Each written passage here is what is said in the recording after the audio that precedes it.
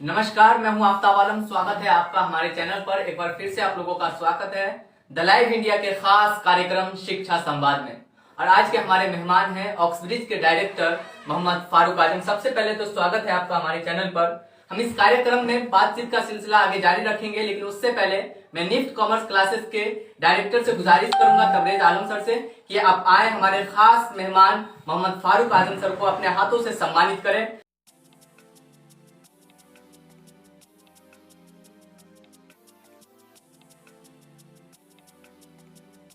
चलिए, बहुत बहुत शुक्रिया सर। विराजमान हो जाइए, आपसे ढेर सारी बातें करेंगे आज हम।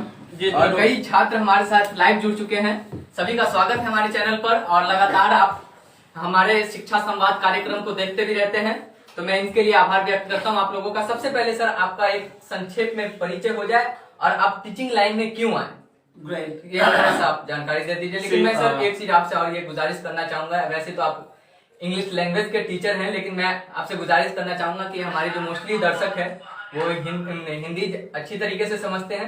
भले ही आज मुझे पेनाल्टी 10 रुपया देना पड़े, चलेगा। वैसे आपकी जानकारी के लिए मैं बता दूं कि अगर सर के कैंपस में अगर कोई इंग्लिश के अलावा अगर हिंदी में बात करता है तो 10 रुपया पेनाल्टी देना पड़ता है।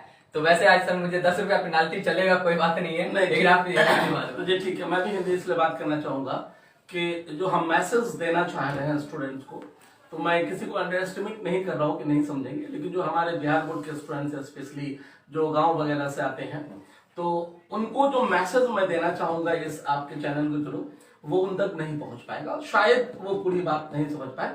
तो मैं आज जरूर हिंदी में बात करूंगा। आप हमारे स्टूडेंट भी रहे हैं और आप अच्छा कर रहे हैं। मैं हिंदी में बात करूंगा इसलिए कि उनको मैसेज जा सके, जो मैसेज मैं उनको देना चाहता हूँ। तो कोई प्रॉब्लम नहीं है, आज आप हिंदी में पूछ सकते हैं, कोई फाइन नहीं लगेगा। पहला सर, चलिए सर, बहुत शुक्रिया सर। पहला सवाल आपसे यही है सर कि आप संक्षेप में अपना परिचय दें। उसके बाद ये सवाल ज्यादा इंपॉर्टेंट है कि आप टीचिंग लाइन में क्यों आए sir. Great great great. Actually मेरा नाम मोहम्मद फारूक आजम हुआ एंड मैं अपनी क्वालिफिकेशन के बारे में बताऊं, मैं MBA किया हूँ एंड वो मैं LNMI जो पटना में कॉलेज है वहां से 2005 में किया हूँ। एंड MBA करने के बाद, क्योंकि आपको पता है MBA मार्केटिंग से रिलेटेड है, मुझे ICICI बैंक में जॉब करने का मौका मिला और 2005 में मैं ICICI बैंक में अपने MBA करने के बाद ज्वाइन कर लिया। और जाने स्पेशली मेरा जो पहला जो मैंने जॉब का जो ज्वाइनिंग किया हूँ वो मुंबई में किया हूँ। वहां मैं ऑलरेडी 8 साल मैंने लगभग काम किया। एंड उसके बाद फाइनली आपका जो क्वेश्चन है कि मैं टीचिंग में क्यों आया, एक्चुअली शुरू से ही मैं MBA तो सिर्फ इसलिए किया कि मुझे जल्दी से जल्दी पैसा कमाना था, जो सच्चाई है। मैं अपने फैमिली की अगर बात करूँ, बहुत मैं रिच फैमिली से नहीं हूँ, एक मिडिल क्लास फैमिली से बिलोंग करता हूँ। एंड इस वजह से हमारी पहला जो मेन प्लानिंग था कि मैं जल्दी से जल्दी कमा सकूँ, तो इसलिए मैंने MBA किया था। MBA करने के बाद हम जॉब में गए तो कहीं ना कहीं टीचिंग में मेरा काफी इंटरेस्ट था। हम अपने स्टूडेंट लाइफ में ही, जब मैं पटना के लॉज रमना रोड, आज भी मुझे याद है, रमना रोड में एक लॉज है पीली कोठी A ब्लॉक, उस लॉज में जब मैं रहता था, वहां से मैंने इंग्लिश पढ़ाना स्टार्ट किया। मैं भी खुद पर्सनली बिहार बोर्ड से हूँ, एक गांव से हूँ। मेरी खुद की इंग्लिश इतना कमजोर था कि आप हमारे स्टूडेंट्स, ऑलमोस्ट हर स्टूडेंट को ये पता होगा, मेरा इंग्लिश खुद का बहुत वीक था। मैं कभी सपनों में नहीं सोच सकता था कि मुझे भी अंग्रेजी बोलना आएगा, लेकिन हाँ, मैंने एक डिसाइड किया था कि लाइफ में मुझे हर हाल में अंग्रेजी सीखना है। सीखने के बाद उससे इतना इंटरेस्ट जुड़ गया। हम जब पटना में थे, स्पेशली लॉज में अपने MBA के दौरान, मेरे लॉज में जो भी लोग हुआ करते थे स्टूडेंट्स वहां पे, स्पेशली मैं उनको इंग्लिश पढ़ाने का मतलब कि अपने रूम में ही कुछ पैसा लेके, क्योंकि वो जरूरत थी हमारी, मैंने इंग्लिश पढ़ाना स्टार्ट किया। लेकिन मैंने ये नहीं सोचा था कि मैं अपनी इंग्लिश को स्पेशली कैरियर बनाने वाला हूँ। मेरा प्लानिंग था कि एक एज मैंने डिसाइड किया था कि तब तक मुझे हर हाल में पैसा कमाना स्टार्ट कर देना है। और इस वजह से मैंने MBA किया, मार्केटिंग से जॉब भी बेहतर हो गया, ICICI बैंक मैंने ज्वाइन किया मुंबई में, सब ठीक चल रहा था। लेकिन कहीं ना कहीं हम अपने जॉब में सब ठीक चल रहा था, जॉब अपने जगह बहुत अच्छा था, लेकिन चूंकि जो मुझे पैशन आ गया था स्पेशली पढ़ाने का, खास करके इंग्लिश लैंग्वेज, वो मैं अपने आप को कंट्रोल नहीं कर सका। मुंबई में होते हुआ भी वहां भी मैंने अलग अलग स्टूडेंट्स को पढ़ाया हूँ।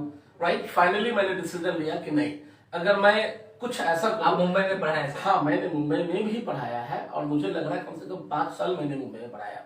अपनी जॉब के साथ साथ मैंने मुंबई में 5 साल पढ़ाया और ये डिसीजन लेने में कि जॉब में रिजाइन करूं और अपनी कोचिंग स्टार्ट करूं, ये डिसीजन लेने में मुझे काफी समय लगा। घर वाले का कहना था मेरी कोचिंग की कोई वैल्यू नहीं है, आप प्लीज उसी में कंटिन्यू रहें, लेकिन मैं अपने आप को रोक नहीं सका क्योंकि मुझे पढ़ाने का इतना ख्वाहिश था। मैं जहां रहा हूं वहां पे लोगों को पढ़ाया। सर एक चीज सर, सवाल ये है, आप मुंबई में 5 साल पढ़ाए जी, उसके बाद आप दरभंगा में पढ़ा रहे हैं, दोनों में आप क्या फर्क है? देखिए एक्चुअली अगर मैं मुंबई की बात करूं तो मुंबई एक ऐसा जगह है जहां लोग इंडिया के हर कोने से आते हैं। तो नॉर्मली अगर मैं बात करूं मुंबई में भी बिहार के बहुत सारे स्टूडेंट्स हैं, तो वहां मैंने बिहार के भी स्टूडेंट्स को पढ़ाया है, लेकिन वहां मौका मिला अलग अलग स्टेट्स के स्टूडेंट को पढ़ाने का। फर्क ये है कि वहां आने के बाद लोग थोड़ा एडवांस हो जाते हैं और वहां डायरेक्ट इंग्लिश की जरूरत फील होती है। जो लोग किसी भी स्टेट से अपने क्वालिफिकेशन को कंप्लीट करने के बाद मुंबई आते हैं, नॉर्मली वो इंटरव्यू वगैरह फेस करते हैं। अगर उनकी इंग्लिश अच्छी नहीं है, ऑलमोस्ट मैक्सिमम बहुत सारे स्टेट ऐसे हैं स्पेशली जिनकी इंग्लिश अच्छी नहीं है, तो वो वहां पे जाने के बाद प्रॉब्लम में होते हैं। कितना भी आप मार्क्स लेकर आए हैं, जो भी आपके पास डिग्री है, वो डिग्री वो सेकेंडरी थिंग्स है, वो आपका स्टार्टिंग में नहीं देखेगा। जो आपकी फर्स्ट इंप्रेशन है वो आपका इंटरव्यू, जब आप इंटरव्यू में जाते हैं। तो मैंने देखा जो लोग इंटरव्यू में जाते हैं इंग्लिश की वजह से उनको काफी प्रॉब्लम होता है, तो वो प्रॉब्लम फेस करके मेरे पास आते थे। तो जब मैं उनको सिखाता था तो इंटरेस्ट लेके दिल से बहुत लोगों ने सीखा और उसका फायदा भी उठाया। लेकिन अगर मैं बिहार की बात करूं तो यहाँ पे थोड़ा चूंकि वो डायरेक्ट नहीं दिखता है लोगों को, एक टाइम आएगा। अब जैसे 11th में बच्चे आते हैं उनको डायरेक्ट नहीं दिखता बेनिफिट, लेकिन उनको पता होना चाहिए धीरे धीरे एक टाइम आएगा जहां पे उनकी सारी चीज रुक जाएंगे और लगेगा कि अगर इंग्लिश नहीं आ रहा तो मैंने कुछ नहीं किया है, ऐसी बात है। चलिए बहुत बहुत शुक्रिया। सबसे पहले मैं अपने दर्शकों को बताना चाहूंगा, मैं अपने स्पॉन्सर का खास शुक्रिया अदा करना चाहूंगा जिनकी वजह से मैं इस खास कार्यक्रम शिक्षा संवाद को करवा पा रहा हूँ। NICBA, physics achiever, Z coaching, Pragati mathematics, Arya educational consultant, Kamal classes, Alkalam academy, apex institute, मैं इन सबका तहे दिल से शुक्रिया अदा करना चाहूंगा जिनकी वजह से मैं इस खास कार्यक्रम को करवा पा रहा हूँ। सर आपसे सवाल ये है कि मोस्टली बच्चे जो बिहार बोर्ड से आपके पास भी पहुंचते हैं, CBSE बोर्ड से भी तो पहुंचते हैं, लेकिन बिहार बोर्ड से जो बच्चे पहुंचते हैं, अंग्रेजी भाषा एक ऐसी भाषा है मैट्रिक के बाद सभी सब्जेक्ट में उनको फेस करना पड़ता है 100%। तो क्या लगता है सर बच्चे में कैसे बदलाव हो और कैसे वो इंग्लिश? मैं 2012 में यहाँ दरभंगा में कोचिंग डाला हूँ। हालांकि जैसा मैंने आपको बताया कि मैं मुंबई में ऑलरेडी पढ़ाया हूँ। सच बताऊँ तो मेरी स्टार्टिंग प्लानिंग ये था कि मैं मुंबई में ही कोचिंग कंटिन्यू करूँ, क्योंकि वहाँ रहना स्टार्ट कर लिए थे, रिलैक्स हो गए, कोई प्रॉब्लम नहीं था। लेकिन कहीं ना कहीं एक लगाव था हमारा गाँव से, हमारे स्टेट से स्पेशली, जिसकी वजह से हमने फाइनली ये नतीजे पाया कि नहीं, अगर पढ़ाना है तो बेहतर है कि मैं अपने बिहार वापस जाऊं और अपने होम सिटी में जहां वहां मैं पढ़ाना स्टार्ट करूं। 2012 से मैं यहाँ पढ़ा रहा हूँ। इस पढ़ाने के दौरान स्पेशली मैंने देखा है आफ्ताब साहब यहाँ कि आज के दिन में आपको पता होगा कि बिहार बोर्ड में इंग्लिश कंपल्सरी नहीं। जो दरभंगा में लोग पढ़ने आते हैं, जो मास की बात करूं मैं, जो मैक्सिमम जो स्टूडेंट्स है वो बिहार बोर्ड से 90% आज भी स्टूडेंट्स जो दरभंगा में पढ़ाई कर रहे हैं वो बिहार बोर्ड से है, राइट। तो मास बिहार बोर्ड से है और बिहार बोर्ड में इंग्लिश कंपल्सरी नहीं है।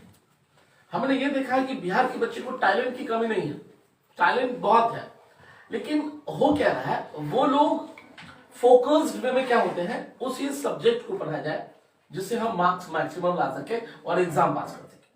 जिसकी वजह से बिहार के बच्चे को, जो मैं बिहार बोर्ड के स्टूडेंट की अगर बात करूं, बिहार के नहीं बल्कि बिहार बोर्ड के बच्चे की बात करूं, तो बिहार बोर्ड के बच्चे इंग्लिश अंडर मैट्रिक में वो समझते ही नहीं है। इंग्लिश को कंप्लीटली कुछ ही परसेंटेज होंगे, क्योंकि मैं अभी पिछले 9 साल से दरभंगा में हूँ, इसको मैं देख रहा हूँ।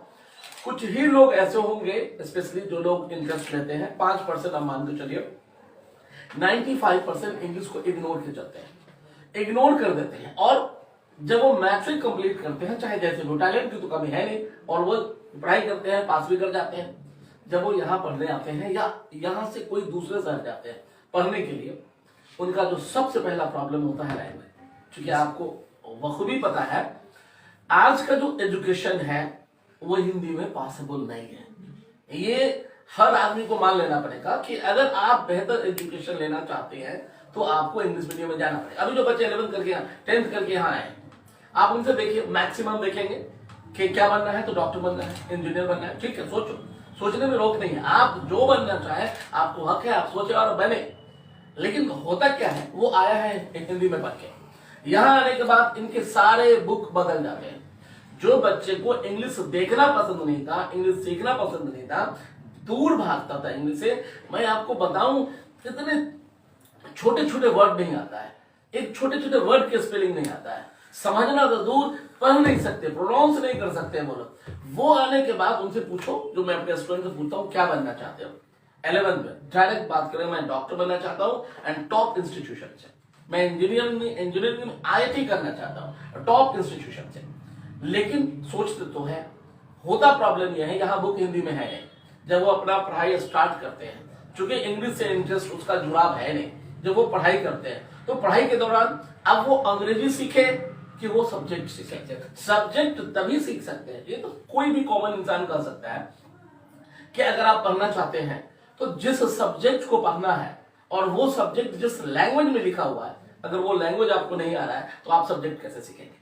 यहाँ के बच्चे को ये समझाना बहुत पूरा 11 तो मैं इंग्लिश समझने में ही गुजर जाता है। 100%। इसके बाद भी समझना चाहते कहाँ है? मैं आपको बताऊं, बच्चे यहाँ भी बहुत सारे हैं, आपको हर क्लास में दिखाई देंगे एकदम सीरियस। फिजिक्स पढ़ना है या आप कोई भी सब्जेक्ट लीजिए, कॉमर्स की बात कर लीजिए या बायोलॉजी की बात कर लीजिए, जो भी सब्जेक्ट में देखिएगा, चूंकि बच्चे बैठेंगे बहुत देर से और अच्छे से पढ़ेंगे। जहां इंग्लिश की बात आएगी वहां भागी बनना स्टार्ट कर देगा। वो जुड़ाव नहीं, उससे लगाव नहीं है।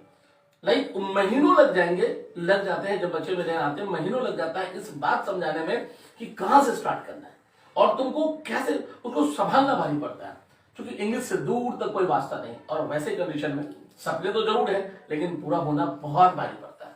आज अगर बच्चे फेल हो जाए, फेल मीन्स सक्सेस नहीं हो पा रहे, आप देखेंगे जो पहला कंडीशन होता है रिजल्ट, वो अंग्रेजी होता है। तो मैं आपकी इस चैनल के थ्रू अपने बच्चों को ये बताना चाहूंगा कि आप समझिए, अगर आपकी अंग्रेजी अच्छी नहीं है, आपकी बुक अब मैट्रिक के बाद हिंदी में नहीं है, आप चाहे जो भी स्पेशली क्लास के हो या आप जो भी फैकल्टी को हो, लेकिन आपको अंग्रेजी चाहिए। आज के जमाने में डिग्री लेना बहुत आसान है, आप डिग्री ले सकते हैं, लेकिन उस डिग्री की एक्चुअली वैल्यू अगर जानना है तो आपको अंग्रेजी सीखना पड़ेगा। अगर ऐसा नहीं तो प्रॉब्लम आने वाला है। आप पहले तैयार हो जाए। हमारे कोचिंग में बहुत सारे बच्चे आते हैं, स्पेशली सीनियर बच्चे मीन्स बहुत सीनियर, जिन्होंने PhD कर लिया है, ग्रेजुएशन कर लिया है, MBA कर लिया, BTech MTech कर लिया है, और आज के दिन में वो दर दर भटक रहे हैं। और क्यों भटक रहे हैं? नॉलेज क्या है वो सेकेंडरी आइटम है, वो बाद में पता चलता है। जब वो फेस करते हैं इंटरव्यू, वहां से उनको लगता नहीं, बोलने भी नहीं आ रहा। हमने जो बिहार में फील किया है डियर, मैं आपको बताना चाहूंगा, हमारे बच्चों को प्रेजेंटेशन स्किल की बहुत कमी है, अपनी बात नहीं रखने आता है। मालूम है मुझे, नॉलेज है, लेकिन बात नहीं रख पाते हैं। तो प्लीज आप इस बात को समझे। अगर आप वाकई में अपनी लाइफ में कुछ करना चाहते हैं तो आप इंग्लिश को इग्नोर करके नहीं कर सकते हैं। अगर आप चाहते हैं कि हम सक्सेस करें, इंग्लिश को इंपोर्टेंस दीजिए। मैं ये नहीं कर रहा हूं कि अदर सब्जेक्ट को छोड़िए। आप जब जैसे इंग्लिश अच्छा होगा, अपने आप आपकी दूसरे सब्जेक्ट सीखना आसान हो जाएगा। यहाँ आप सर्वाइव सिर्फ इसलिए करते हैं कि हमारे सर भी मजबूरी में, चूंकि आप अगर इंग्लिश टू इंग्लिश सर पढ़ाएंगे तो आप शायद समझ पाए। जब आप हिंदी नहीं, इंग्लिश टू इंग्लिश नहीं समझ पाएंगे, हमारे सर भी दरभंगा के मजबूर है आपको हिंदी में बताने के लिए। लेकिन आप याद रखें, हिंदी में आप समझ सकते हैं, हिंदी में आप एग्जाम में लिख नहीं सकते। आपको नोट्स इंग्लिश में लिखना है, आपके आंसर इंग्लिश में लिखना है, आपको इंग्लिश समझना है। तो आप हिंदी में अगर समझते भी है तो आपकी 100% काम पूरा नहीं हो सकता है। आप समझे, लेकिन इसको फाइनली इंग्लिश को इंप्रूव करें, इसमें दिल लगाए, जितना जरूरत हो सके पढ़े, जहां भी पढ़ना है पढ़े, कोई दिक्कत नहीं है, लेकिन अंग्रेजी आप जरूर सीखें। अगर सर मैं 2021 के परीक्षार्थियों की ये बात करूं तो फर्स्ट वीक में सर एग्जाम होने हैं, फर्स्ट वीक से एग्जाम। देखिए सबसे पहले तो हम जो जी पहले पूछ लीजिए आप पूरी क्वेश्चन। फर्स्ट वीक में सर एग्जाम स्टार्ट हो जाएगा। जो वैसे में सर 9 महीने तक लॉकडाउन की वजह से 9 महीने तक सभी शैक्षणिक संस्था पे ताला लटक गए थे। इस बार का एग्जाम बच्चों के लिए कितना कठिन हो सकता है? देखिए ऑफ कोर्स अगर मैं इस बार की एग्जाम की बात करूं तो और सालों की बनस्पत इस बार तो एग्जाम कठिन होगा उनके लिए। रीजन ये है कि सिर्फ लॉकडाउन नहीं था, एक डर था, फेयर था लोगों में। मतलब कि जब आप हेल्थ वाइज स्ट्रांग होते हैं, जब कोई एक उम्मीद है हम अच्छे हैं, तो आपको पढ़ने में दिल लगता है। जैसे आप फील करते हैं बीमार है, आप पढ़ना नहीं चाहते, क्योंकि एजुकेशन तभी हमारे साथ है जब हम हेल्दी हैं। तो जो लॉकडाउन एंड कोरोना का जो प्रॉब्लम फाइनली मार्च से स्टार्ट हुआ, 22 के बाद तो लगभग लगातार रहा है, काफी लंबा रहा है, 7-8 महीना रहा है। तो ये सिर्फ बंद नहीं था, बच्चे डरे हुए थे, पेरेंट्स डरे हुए थे, ठीक है। तो कोचिंग बंद था, स्कूल बंद था, वो नहीं जा सकते थे, नहीं सीख सकते थे, सेल्फ स्टडी भी कर सकते थे, लेकिन चूंकि जब डरे होते हैं तो पढ़ाई में मन नहीं लगता है। हर दिन कभी निकला, यहाँ कोरोना है, वहां कोरोना है, ये लॉक किया जा रहा है, उस फेयर में बच्चे पढ़ नहीं सकते। मेंटली भी डिस्टर्ब, बहुत पूरी तरह से बच्चे डिस्टर्ब थे। एग्जाम तो तभी आता है, एग्जाम से लाइफ बना रहे, कैरियर बना रहे, जब लाइफ ही नहीं रहेगा तो कैरियर किस काम का है।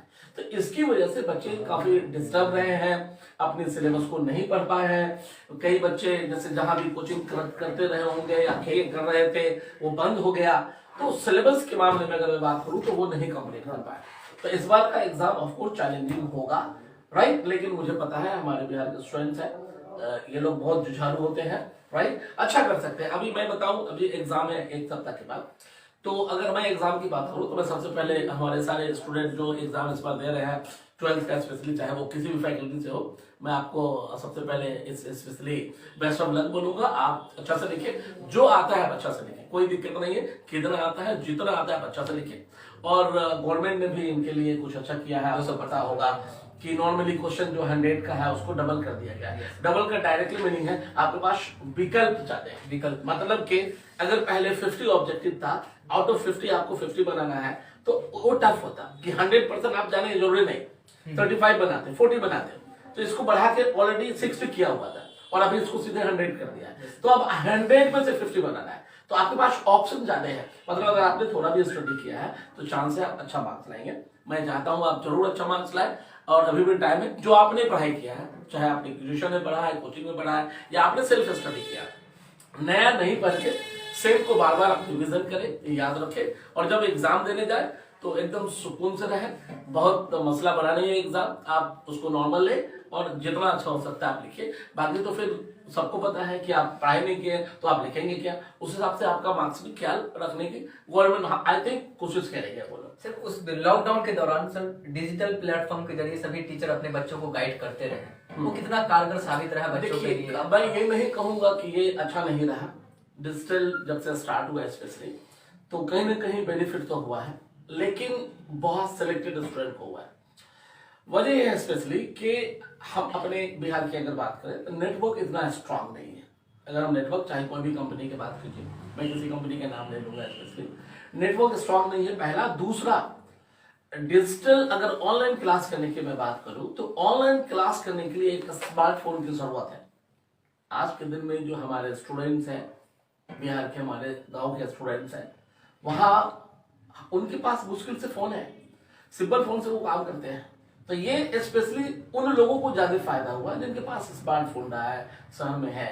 जो गांव के बच्चे की बात करूं, वो लोग बहुत मुश्किल से फायदा ले पाए। प्लस ऑनलाइन की एक थोड़ी सी जो है मामला, ऑफलाइन में आप स्टूडेंट से कनेक्टिविटी हो पाता है। आप जब कुछ बोलते हैं या जो सर पढ़ाते हैं, बच्चों पे हमेशा आइज होता है कि कौन सुन रहा है, कौन नहीं सुन रहा है। नहीं सुन रहा है, हम उसको पूछ रहे, हेलो, हमने नाम दिया, वो मरीज अट्रैक्ट सुन रहा है, फिर वो सुनना स्टार्ट। ऑनलाइन में इस चीज की कमी होती है, लेकिन जो ही हुआ है, चूंकि नहीं है तो कुछ तो अच्छा है। तो ऑनलाइन भी ऑफ कोर्स कुछ हद तक तो अच्छा काम किया है, लेकिन सबके लिए नहीं हो पाया। जो गरीब है, बहुत गरीब है, जिनके पास फोन नहीं है, ये सारी प्रॉब्लम। रूरल एरिया में नेटवर्क की तो बहुत प्रॉब्लम है। मैं आपको बताऊं, मैं भी ऑनलाइन फ्लड भी था, बहुत सारे अलग अलग तरह के प्रॉब्लम थे। मैं भी ऑनलाइन क्लास लेता हूँ। हमारे बहुत सारे स्टूडेंट्स जो स्पेशली दरभंगा में नहीं रह रहे हैं, या बहुत सारे स्टूडेंट्स जो चाहते हैं मुझसे अंग्रेजी सीखे और वो दरभंगा से बाहर हो, बिहार से बाहर है या इंडिया से बाहर है, तो मैं एक बैच लेता हूँ रात के 10 बजे स्पेशली ऑनलाइन उन लोगों के लिए जो बाहर है। मैं देखता हूँ तो जो वो ऑनलाइन में वही पढ़ सकते हैं जो इंटरेस्टेड है पढ़ने के लिए। जो पढ़ना नहीं चाहते उनको पढ़ाना ऑनलाइन में बहुत डिफिकल्ट है। लेकिन सर, अगर मैं इंटरमीडिएट के एग्जाम पर्पस से आपसे बात करूं तो इंटर में इंग्लिश में खास करके ग्रामर का भी पोर्शन है, रेनबो बुक का भी पोर्शन है और स्टोरी ऑफ इंग्लिश का भी पोर्शन है। तो अंतिम समय में छात्रों को किन पोर्शन पर अधिक ध्यान देना चाहिए? मैं अगर 12th क्लास की इंग्लिश की बात करूं, तीनों फैकल्टी के लिए सिलेबस ऑलमोस्ट सेम है। सिर्फ एग्जाम दो अलग वे में होता है। आर्ट्स का अलग एग्जाम होता है नॉर्मली, और साइंस कॉमर्स का एक साथ इंग्लिश का एग्जाम होता है। इसकी मैं अगर पूरी डिटेल में बात करूं 12th क्लास के सिलेबस की, तो ऑफ कोर्स जो बुक सेक्शन है, जो डिवाइड किया गया है, 50 मार्क्स तो डायरेक्ट ऑब्जेक्टिव कर दिया है, जिसमें 30 नंबर ग्रामर से होता है और 20 नंबर ऑब्जेक्टिव बुक से होता है। जो स्टोरी आपने पढ़ा है वहां बुक से 20 नंबर का ऑब्जेक्टिव है, 30 नंबर का ग्रामर है, ठीक है। बाकी जो 50 नंबर है वो 50 नंबर भी बुक नहीं है एक्चुअली, ये इंग्लिश लैंग्वेज है। बुक से अगर कैलकुलेट हम करें तो मुझे लग रहा है कि डायरेक्ट वे में 10 से 15 नंबर है, बाकी सारा इंग्लिश लैंग्वेज है। जैसे आप पूछ रहे थे कि ग्रामर पे फोकस करें या ऑब्जेक्ट बुक पे फोकस करें, तो बुक से क्वेश्चन जो अभी मैंने पिछले 2-3 साल से, जब से 2018 से सिलेबस का पैटर्न बदल गया, चीज सेम है, सिलेबस सेम है, जो क्वेश्चन पूछने का तरीका है, पैटर्न है, तो वो बदल गया है। तो उस हिसाब से अगर मैं देखूं तो अभी जैसे लैंग्वेज में मैंने बात किया, बुक से 3 सेक्शन है, 3 है, एक बुक है रेनबो 12th क्लास, 2 सेक्शन, एक प्रोज सेक्शन है जिसमें 11 कहानी स्टोरी है, और दूसरा पोएट्री है, कविता, जिसमें 10 है। तो जिन बच्चों ने इस कहानी को बराबर समझा है, राइट, उसकी कैरेक्टर को, उसके स्टोरी को, उसको ऑथर थ्रू आउट जो समझा है, उनके लिए प्रॉब्लम नहीं होना है, राइट। अब रही बात इसको लिखने की बात, मैंने पहले ही बोला, हमारे बिहार के बच्चे, मैं अंडरएस्टिमेट नहीं करूंगा, जो बिहार मतलब जो बिहार बोर्ड के बच्चे हैं, बहुत मुश्किल से मिलेंगे जो अपनी बात अंग्रेजी में लिख सके। तो अगर वो बुक स्टोरी समझा भी है, नोट्स दिया भी गया है, रट्टा मार के लिखते हैं वो अलग बात है, राइट। अगर वो समझ के लिखना पड़े तो उनको प्रॉब्लम है, तो वो बुक से जो कर सकते हैं करें, इग्नोर तो नहीं कर सकते हैं, राइट। वहां पे एक समरी लिखना हो सकता है पूरे 10 पे, एक प्रोज से लिखना पड़ सकता है, एक पोएट्री से लिखना पड़ सकता है, और एक स्टोरी ऑफ इंग्लिश से। मैं बताया 15 नंबर लगभग वहां रहता है। उसके अलावा जो मैक्सिमम मार्क्स देने वाला पोर्शन है, ऐसे 8 नंबर का है। निबंध अगर हिंदी में कहिए कोई भी लिख सकता है, जो चैप्टर बता दे, जो टॉपिक लिख देगा, अंग्रेजी में लिखना है। बच्चों को लिखने के भी अगर आप ऑलरेडी आदत डाले हैं, ऐसे लिखना है, ऑलरेडी क्रिटिसाइज है, पढ़ के समझिए, उसको 1/3 में आंसर दीजिए, टाइटल उसका बनाइए, राइट, कॉम्प्रिहेंशन है, तो इस सब पे ध्यान देना चाहिए, राइट। ये वो मार्क्स है जो आप याद करके कहीं नहीं जा रहे हैं। प्रिसाइज क्या है, ऑलरेडी एक पैसेज दिया हुआ है, आप उसको पढ़िए। तो जो लोग नहीं भी कर पाते हैं, जिनको समझ नहीं है, वो भी कहीं ना कहीं कुछ मार्क्स ले आते हैं, तो आप इसको इग्नोर नहीं करें। कॉम्प्रिहेंशन, स्टोरी दी गई है, पैसेज फिर दी गई है, 4-5 उसके स्टोरी नीचे क्वेश्चन दिया गया है, उस क्वेश्चन को बनाए, राइट। और अगर मैं ऑब्जेक्टिव की बात करूं तो 20 नंबर का ऑब्जेक्टिव है बुक से, राइट। अगर आपने थ्रू आउट पढ़ा है, अदरवाइज हर चैप्टर के बाद क्वेश्चन है, हर सर ने अपना दिया है, उसको याद करें, किसी को इग्नोर नहीं कर सकते।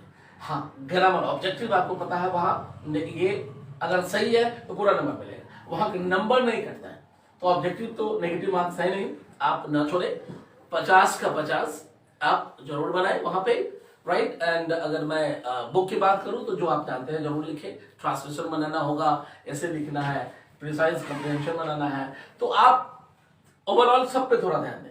क्योंकि सर अभी हम बात कर रहे थे, एक्चुअली मैं भी बिहार बोर्ड का स्टूडेंट था, सारी परेशानियों का सामना किया हूँ एक्चुअली, जो सब भी आप बता रहे थे। लेकिन अभी जब पैसेज की अगर बात है, तो सर हम लोग जब पैसेज बनाते थे तो उसमें सोचते थे, अगर मान लीजिए एजुकेशन है तो ऊपर लाइन में देखें एजुकेशन कहाँ पे है, ऐसे टिक आउट करके आंसर बना देते थे। ये सिर्फ इसलिए है कि आप इंग्लिश को पढ़ के समझ नहीं पा रहे थे। आपकी बात करूं या मैं जो भी स्टूडेंट की बात करूं, कि इंग्लिश को पढ़ के जब आप नहीं समझ सकते हैं तो छोड़ तो सकते नहीं है, एग्जाम है।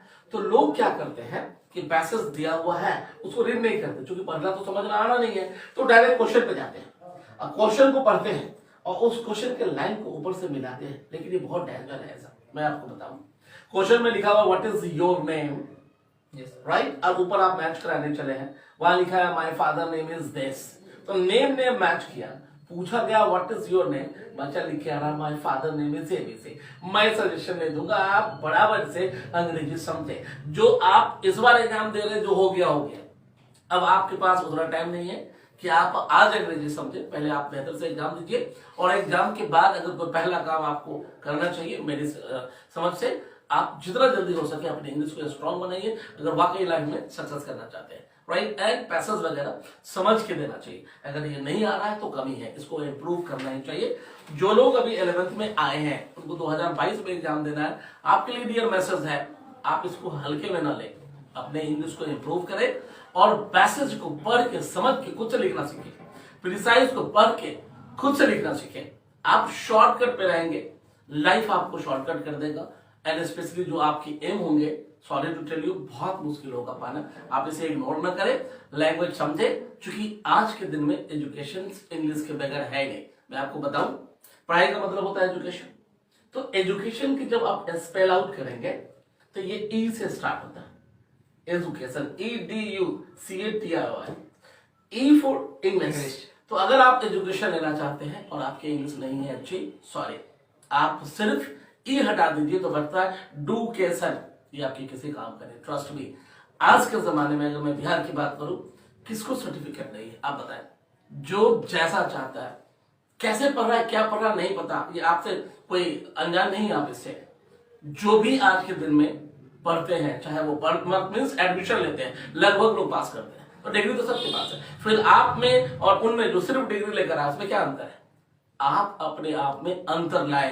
ट्रस्ट मी गाइस, इंग्लिश तुरंत 1 मिनट में अंतर करके दिखाएगा, आपको क्राउड से अलग कर देगा, आपको लोग आपके बारे में बात करेंगे, नहीं वाकई ये अच्छा है, क्या सब्जेक्ट नॉलेज है मुझे नहीं पता, लेकिन पहला इंप्रेशन आपका बनेगा, this boy is very good and he is very intelligent. आप इग्नोर नहीं कर सकते, आप इसे सीरियसली ले, अपने और सब्जेक्ट की तरह इंप्रूव करें। इंशाल्लाह जो भी आप अपने लाइफ में बनना चाहते हैं, मुझे नहीं लगता है कोई प्रॉब्लम होगा आने वाले समय में, इस बात को आप समझें। लेकिन सर अंतिम समय में खास करके जो अभी 12th में अपियर हो रहे हैं, मैं उनके लिए खास करके जो भी बच्चे जुड़े होंगे, ताकि उनसे आपसे कुछ फायदा मिल जाए, क्योंकि अंतिम समय में वो किस चीज पे ज्यादा फोकस करे या बेहतर से बेहतर स्कोर कर सके काफी कम समय। देखिए, मैं सबसे पहले कहूंगा कि नए किसी चीज पे फोकस नहीं करें, नहीं कोई आपने क्या पढ़ा है उसको रिवीजन जितना हो सकता है करें, और खूब ऐसा नहीं कि सोने रहे सिर्फ पढ़ रहे हैं, सेहत खराब हो जाएगा, इसका भी ख्याल रखना है। आप बैलेंस बनाए, प्रॉपर सोए भी, नींद पूरा होना चाहिए, हेल्थ का अच्छा रहना बहुत जरूरी है। अगर हेल्थ वाइज आप मेंटली डिस्टर्ब होते हैं तो जो याद होता है वो भी हम भूल जाते हैं। तो लिखने के लिए आपका मेंटली स्ट्रांग होना है, और नया क्या पढ़े, नया कुछ नहीं पढ़िए, आपने जो पढ़ा है उसको रिवीजन दीजिए, हर चीज का इंपोर्टेंस वहां पे है। ऑब्जेक्टिव आपको डायरेक्ट मार्क्स देगा, और चूंकि 100 ऑब्जेक्टिव है तो चांसेस ज्यादा है कि अगर आप वाकई पढ़े हैं तो जरूर आप लिख सकते हैं, राइट ना? Yes sir. लेकिन चलिए सर, अब चूंकि बिहार बोर्ड की इंग्लिश पे बात हो ही रही थी, जी, जब अगर बिहार बोर्ड की इंग्लिश पे बात हुई तो उसमें एक सबसे अहम मुद्दा ये हो जाता है कि बिहार बोर्ड के मैट्रिकुलेशन तक इंग्लिश कंपलसरी नहीं है। जी, देखिए मैं आपके हिसाब से क्या सर कंपलसरी? देखिए, अगर मैं इस लाइव इंडिया के थ्रू अपने हमारे जो मुख्यमंत्री साहब मिस्टर नीतीश कुमार सर हैं, मैं इनसे एक रिक्वेस्ट करना चाहूंगा सर, कि इंग्लिश को प्लीज आप कंपलसरी कर दें, कम से कम पास मार्क्स तो कंपलसरी कर दें। आज क्या है, इंग्लिश कंपलसरी नहीं है, मतलब कि अगर कोई इंग्लिश में फेल है उसको रिजल्ट में कोई फर्क नहीं आएगा। मैं आपको बताऊं, मैं एक जानने वाला, उसका 11th का एग्जाम था, 10th का एग्जाम था, ठीक है, और चूंकि 10th के एग्जाम में जो पहला एग्जाम होता है नॉर्मल इंग्लिश होता है, वो इसलिए इंग्लिश रखते हैं कि ये तो पास फेल का मतलब है नहीं, तो लोग समझ जाएंगे एग्जाम होता कैसे है, क्योंकि मैट्रिक तो पहला एग्जाम है जहाँ लोग बाहर जाकर दे रहे हैं, राइट? तो जो हमने एक बच्चे से हमारी मुलाकात हुई किसी हमारे रिश्तेदार के यहाँ, और चूंकि वहां से उठ के मुझे क्लास लेने जाना था सुबह में 7 बजे, मैं 6 बजे उठा और तैयार होकर जब निकलने वाला था, मैंने उस बच्चे को देखा कि पढ़ाई कर रहा है, ठीक है, अच्छा लगा, मैं टीचर हूँ, बच्चे को पढ़ते देख के बहुत अच्छा लगता है। हम उसके पास गए और पीछे से मैंने उसको साबित दिया, वाह वेरी गुड। फिर मैंने देखा कि कोई हिंदी का लिखा हुआ है बुक, मैंने उससे पूछा कि आज तो पहला दिन एग्जाम है? बोला हाँ सर, आज तो पहला दिन एग्जाम है। बोला पहला दिन तो मेरे ख्याल से शायद इंग्लिश का एग्जाम होता है। बोला हाँ आज इंग्लिश का। बोला तो तुम हिंदी का किताब पढ़ रहे हो, क्या है? बोला भौतिकी है, फिजिक्स। Yes sir. हिंदी में भौतिकी बोलते। बोला भौतिकी है। बोला एक बात बताओ, एग्जाम इंग्लिश का है और तुम भौतिकी पढ़ रहे हो? तो कहा अपने भाषा में, गाँव का मैथिली भाषा, इंग्लिश कुछ नहीं है, मतलब इंग्लिश कुछ नहीं है। हम बोला क्या मतलब है तुम्हारा? पास फेल कोई प्रॉब्लम नहीं है। बड़ा सरप्राइज हो गए हम कि हमें बोला। फिर उसके बाद मैंने उसे दूसरा क्वेश्चन किया, एम क्या बनना चाहते हो? तो बच्चा मुझे जवाब देता है मैं इंजीनियर बनना चाहता हूँ। बोला कौन, IIT वाला? ITI वाला? बोला नहीं, IIT वाला, टॉप कॉलेज। बोलो, मैं उनको बोला बड़ा अफसोस हो रहा है डियर, मुझे बताने में शायद किसी ने तुमको गाइड नहीं किया है, इंजीनियरिंग की पढ़ाई हिंदी में नहीं है। आप पहले मैट्रिक पास कर लीजिए, कोशिश तो कीजिए अंग्रेजी में भी पास कर सके। मैं एक और ऐड करना चाहूंगा, गवर्नमेंट के कई से जॉब ऐसे हैं सेंट्रल लेवल में जहां अगर आप अंग्रेजी में फेल है, सारे एग्जाम आपने पास कर लिया, डॉक्यूमेंटेशन सबमिट करने के बाद मैंने देखा मेरा एक स्टूडेंट जो मुझे याद नहीं कौन सा जॉब क्वालिफाई किया था, वो जॉब क्वालिफाई कर लिया। जब वो डॉक्यूमेंट सबमिट किया है इंग्लिश में फेल की वजह से उसको रिजेक्ट कर दिया गया। आप सोचिए कितना टफ मैटर है, राइट। वो इंग्लिश में फेल की वजह से गवर्नमेंट के एक सेक्टर नहीं बता पाऊंगा मैं, वो हटा दिया गया, रिजेक्ट कर दिया गया। तो आप इंग्लिश में जरूर पास करते थे। और मैंने उनको एक सजेशन दिया, चलो ठीक है आपने जो किया सो किया, आपकी भी गलती नहीं है, चूंकि हमारे सिस्टम का ही प्रॉब्लम है। इंग्लिश अगर कंपल्सरी होता तो कुछ तो पढ़ता, कम से कम ये तो नहीं होता कि कुछ भी नहीं है इंग्लिश, ऐसा तो नहीं होता। तो मैं आपके इस चैनल के माध्यम से नीतीश कुमार सर को बताना चाहूंगा, एक निवेदन करूंगा कि आप कृपया अंग्रेजी को इंग्लिश कंपल्सरी कर दें, राइट। और मुझे नहीं लगता है कि इंग्लिश कंपल्सरी होने के बाद कोई प्रॉब्लम होना है। हमारे बच्चे बहुत टैलेंटेड है, एक सिस्टम के थ्रू करें। अचानक अगले साल से ये ना कहें इंग्लिश कंपल्सरी होगा, 8 क्लास से स्टार्ट करें, मतलब कि आज अनाउंस कर दें कि अगले 2 साल से के बाद इंग्लिश कंपल्सरी हो जाएगा, ताकि लोग उसी हिसाब से जाए। जिसका जिस ईयर एग्जाम है अचानक होगा तो उसको प्रॉब्लम होगा, राइट। तो इंग्लिश कंपल्सरी होना चाहिए ताकि इंपोर्टेंट समझेंगे बच्चे। और आपको ही पता है बिहार के बच्चे जितने जनरल कंपटीशन की बात कीजिए, यूपीएससी की बात कर लीजिए, या कोई भी दूसरे एग्जाम गवर्नमेंट की बात कर लीजिए, मैक्सिमम नंबर्स की अगर बात करूं तो क्वालिफाइड मेंबर्स होते हैं वो बिहार से ज्यादा होते हैं। तो टैलेंट की कमी तो है नहीं। हमारे बच्चे बड़ी आसानी से अगर इंग्लिश कंपल्सरी हो तो पढ़ने लगे, क्यों? हमारे बच्चे उसी सब्जेक्ट को पढ़ते हैं। बिहार की अगर मैं मैक्सिमम बात करूं तो वही सब्जेक्ट पढ़ते हैं जिससे मार्क्स आएगा। उसके बाद क्या होगा वो तो जब तक टाइम आता है लेट हुआ होता है। आज मैं देखता हूँ स्टूडेंट में, मैं आपको बताऊं कई सारे स्टूडेंट्स कहीं जॉब कर रहे हैं, वो यहाँ आता है कि सर मुझे जॉब में परमिशन नहीं हो रही, इंटरव्यू में मैं आगे नहीं दे पा रहा हूँ, इतने सारे प्रॉब्लम है। तो जब आप उस लेवल पे जाएंगे, मैं स्टूडेंट 11-12 वाले को कह रहा हूँ, तब तक लेट होने लगी है। आप इस बात को समझिए, इंग्लिश तो हर हाल में इंप्रूव करना पड़ेगा अगर आप वाकई स्टूडेंट है। वरना लोग आज के जमाने में, जो मैंने पर्सनली ऑब्जर्व किया है, कि अगर इंग्लिश नहीं आता है और आपको और आपके पास डिग्री है, तो यहाँ पे लोग उन लोगों को खास करके एजुकेटेड इलिटरेट बोलते हैं, जिसको हिंदी में पढ़ा लिखा जाहिल बोला जाता है। और मैं नहीं कर रहा, ऐसे लोग बोलते हैं। आप देखिए, मैं मुंबई में रहा हूं, आपको बताया मैं मुंबई में जो यहाँ से या कोई भी, मैं ये नहीं बोला सिर्फ बिहार में प्रॉब्लम है, मैक्सिमम स्टेट की बात करूं, जो लोग वहां आते थे जॉब के लिए, राइट है, तो इंटरव्यू हो रहा है या कोई बात हो रहा है, हिंदी में बात कर रहे हैं, तो आप हिंदी में बात करते तो हिंदी में वो हिंदी बात नहीं करते, गाँव की हिंदी बात करते हैं। लोगों को क्या जाहिल आ गया है। जब आप अंग्रेजी बात करते हैं, यकीन मानिए इंप्रेशन बनता है। आज हमारा बिहार इतना टैलेंटेड स्टूडेंट को रख के भी हर गवर्नमेंट सेक्टर में बिहारी सबसे ज्यादा है। मैं जब मुंबई में था, मुंबई में एक इनकम टैक्स ऑफिसर थे, सर का मैं नाम भूल रहा हूँ, हमारे फ्रेंड है मिस्टर परवेज खान, स्पेशली कटिहार से है, और वहाँ क्रिएटिव डायरेक्टर सीरियल में थे। फिलहाल अभी उन्होंने अपने उनके साथ साथ स्पेशली अभी एडवोकेट भी बन गए हैं, पटना मुंबई के हाई कोर्ट में वो है, परवेज खान है। तो उनके एक फ्रेंड थे, इनकम टैक्स ऑफिसर थे, वो राजेंद्र नगर से बिलोंग करते हैं। वो हमको बोले चलो हम मिलाते हैं सर से अपने बिहार के। तो मैं क्यों डिस्कस कर रहा हूँ, हमारे बिहार के हर सेक्टर में, हर डिपार्टमेंट में ज्यादा नंबर अगर कोई जॉब एम्प्लॉय है तो बिहार के। फिर भी हम बिहार आगे लोग, हम जब बाहर जाते हैं तो बोलते हैं नेगेटिव, हमारे बिहार उसी नीची नजर से। क्यों नीचे निगाह से? यकीन मानिए, अगर बिहार के स्टूडेंट्स को इंप्रूव करना है, हमारे स्टूडेंट को इंग्लिश सीखना पड़ेगा। जिस दिन इंग्लिश बोलना बात स्टार्ट कर दे, यकीन मानिए प्रेजेंटेशन स्किल बिल्डिंग होगा और लोग बिहार के स्टेशंस को ऊपर मानेंगे।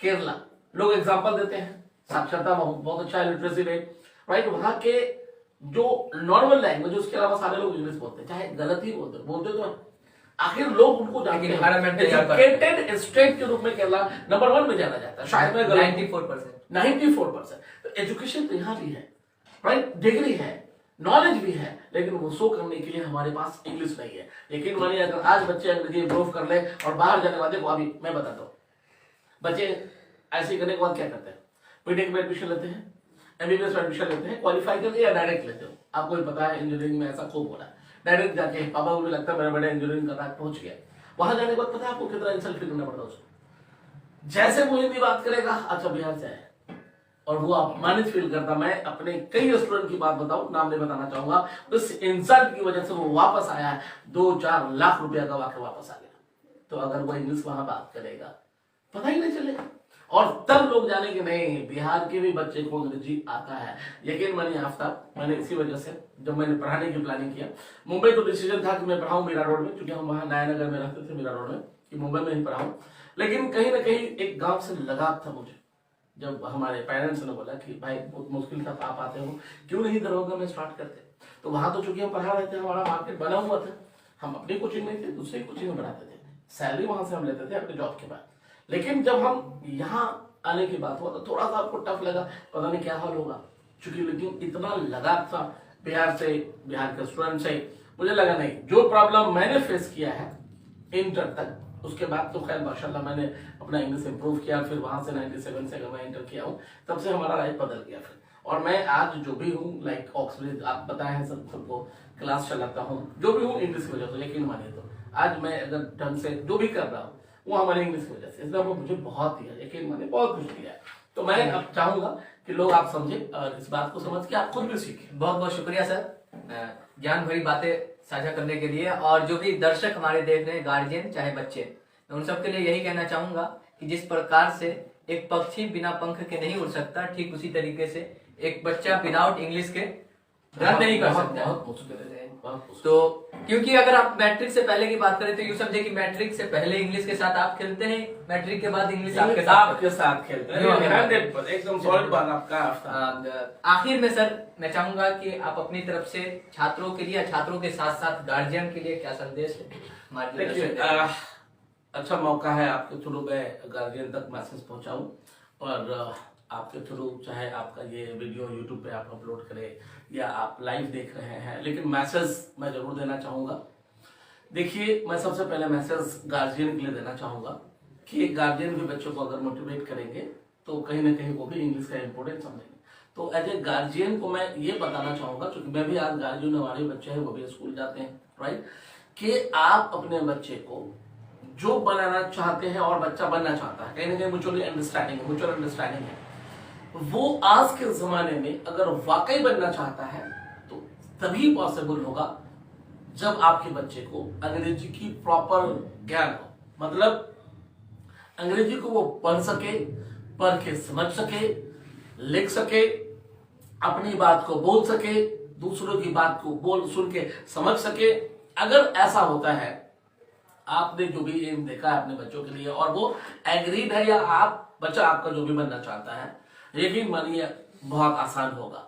अगर नहीं तो वाकई में प्रॉब्लम है, जो आज मैं देख रहा हूं। बच्चों को मैं मैसेज देना चाहूंगा, आप चीज को लाइटली नहीं ले, खुद बैठ के सोचें कि जिस लैंग्वेज में आपका बुक लिखा है, राइट, उस लैंग्वेज को आपको नहीं आ रहा है, आप कैसे समझिएगा?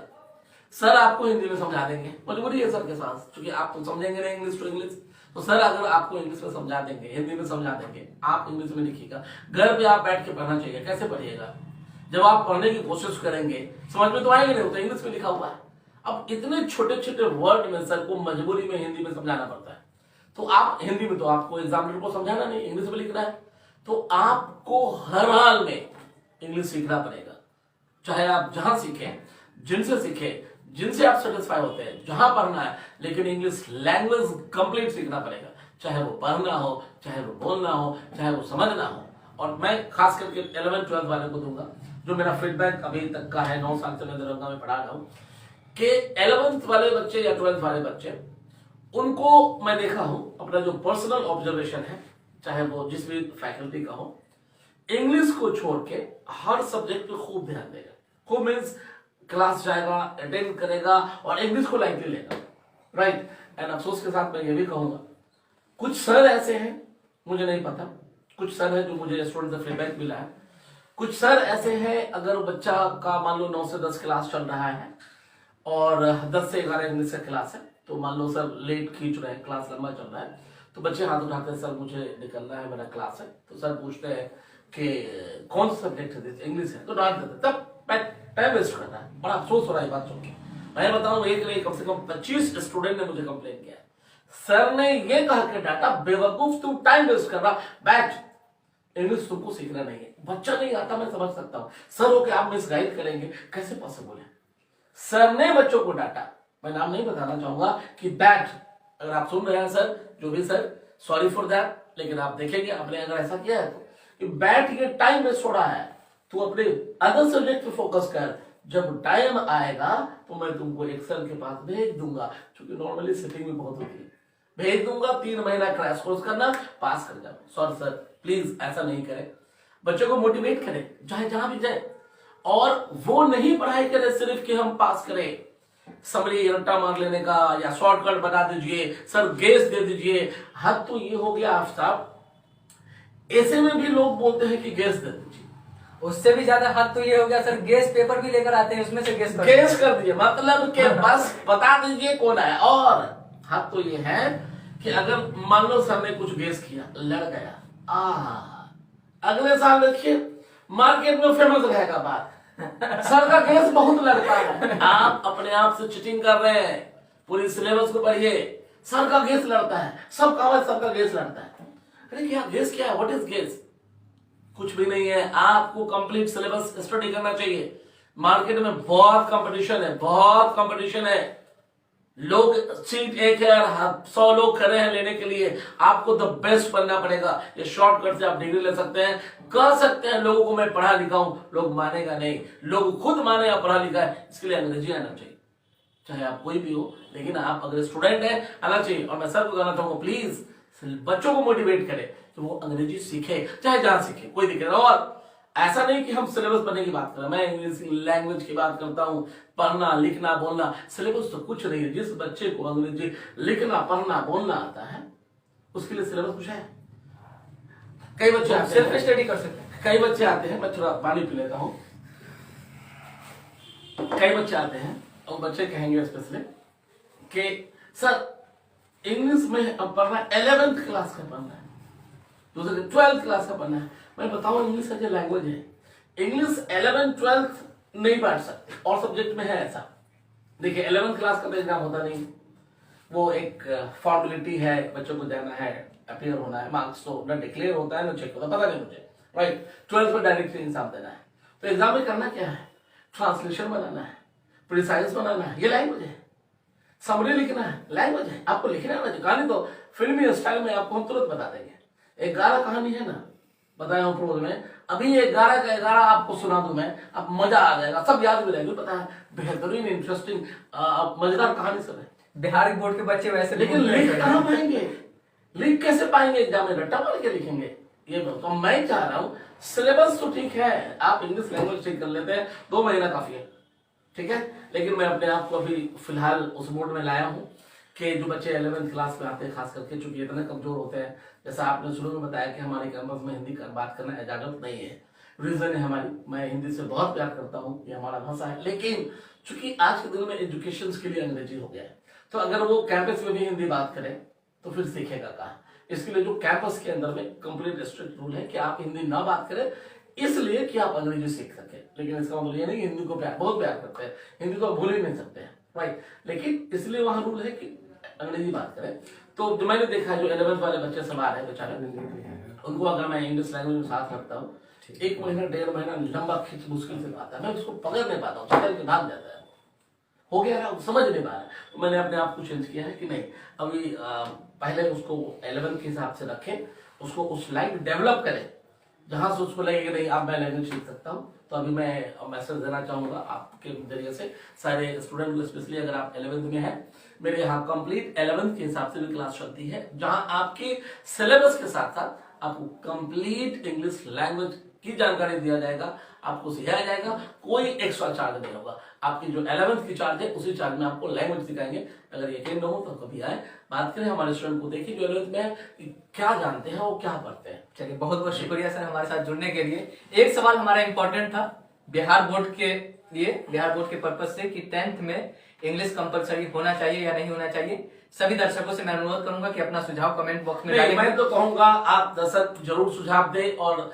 इस बात को, चूंकि अब और किसी बात को उठाना बहुत आसान है, सोशल मीडिया के थ्रू आप अगर बिहार के स्टूडेंट हैं, आप सर हैं, प्लीज इस बात को उठाएं, क्योंकि इसकी वजह से कोई एक सिर्फ इंग्लिश सब्जेक्ट वाला नहीं परेशान होता है, वो हर सब्जेक्ट वाला परेशान होता है। तो मैं चाहूंगा इस बात को सोशल मीडिया के थ्रू उठाया जाए, और हम और आप लोग मिलके इस बात को, हमारे गवर्नमेंट को, उनको रिक्वेस्ट करें कि आप इंग्लिश कंपलसरी करो। इससे कोई नुकसान नहीं, फायदा होने वाला है। हाँ, प्रॉब्लम हो सकता है, अगर इंग्लिश कंपलसरी हो तो स्कूल में भी कुछ प्रॉब्लम हो सकते हैं टीचर की, उनको भी ट्रेनिंग दिया जाएगा। हम किस लिए हैं? हम है ना सबको ट्रेनिंग करने के लिए, आए सब लोग, इंशाल्लाह ट्रेनिंग देंगे हम।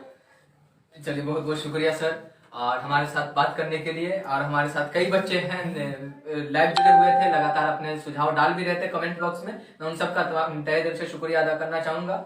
सैफ अली, मोहम्मद महबूब, कई बच्चे हैं, कई छात्र हैं। मैं सभी का कमेंट रीड करता हूं और रिप्लाई भी करता रहता हूं, तो आप इसी प्रकार से हमारे साथ बने रहें। अगर अभी तक आपने हमारे चैनल को सब्सक्राइब नहीं किया तो यूट्यूब पर चले जाइए, वहां चैनल को सब्सक्राइब कर दीजिए। और आपकी जानकारी के लिए मैं बता दूं कि शिक्षा संवाद की प्रत्येक वीडियो मैंने वहां पे प्ले लिस्ट तैयार कर दिया है, तो वहां पे प्रत्येक वीडियो आपको मिल जाएगी शिक्षा संवाद की। आप उनको देखिए, अपने कमेंट करके वहां रिप्लाई दीजिए, अपना सुझाव डालिए। और मैं फिर एक बार अपने स्पॉन्सर का धन्यवाद करना चाहूंगा, जिनकी वजह से मैं इस खास कार्यक्रम को करवा पा रहा हूँ। NICBA physics achiever, jet coaching, Pragati mathematics, Arya educational consultant, Kamal classes, Alkalam academy, apex institute. मैं इन सबका तहे दिल से शुक्रिया अदा करना चाहूंगा, जिनकी वजह से मैं इस खास कार्यक्रम को करवा पा रहा हूँ। फिर मिलते हैं हम आपसे अगली वीडियो में। बहुत बहुत धन्यवाद। वीडियो को शेयर करके जरूर जाइए। लास्ट में मैं एक लाइन बोलना चाहूंगा कि जो भी आप अभी देख रहे हैं, ये वीडियो में हमने जो डिस्कस किया है, आप चाहूंगा कि हमारे सारे स्टूडेंट्स आप अपने दोस्तों में जरूर शेयर करें। सर ने भी बताया, आप सबने कि आप शेयर करें, लोगों को जानकारी होना चाहिए। ये बताऊं मैं, जानकारी जब हमें लोगों को पता नहीं लगता, ऐसे ही काम हो जाएगा, बहुत मुश्किल है। आप यूपीएससी के एग्जाम का रिजल्ट जाके देख लीजिएगा कि क्या परसेंटेज बिहार हिंदी बोर्ड वाले का पास करते हैं। आप, हमें नहीं बता रहा, आप खुद गूगल पर जाइए, चेक कर लीजिए। तो आप इस बात को समझे, इम्पोर्टेंस समझे। अगर वाकई लाइफ में कुछ करना है, इंशाल्लाह आप इंग्लिश सीखे, लैंग्वेज सीखे, बाकी तो फिर अपने आप देख सकते हैं। ठीक है, इसके साथ मैं भी चाहूंगा आफ्ताब, थैंक यू, बहुत बहुत शुक्रिया sir. Thanks a lot, Aftab, to call me especially here in your the Live India channel. I'm really very happy with the help of your channel. I have given the message to the students, those who are there especially, and listening me, and even after that also they will get a chance to watch the video on your YouTube also. Okay. Nice to meet you, Mr. Aftab. Thank you so much. Welcome. Thank you. Okay.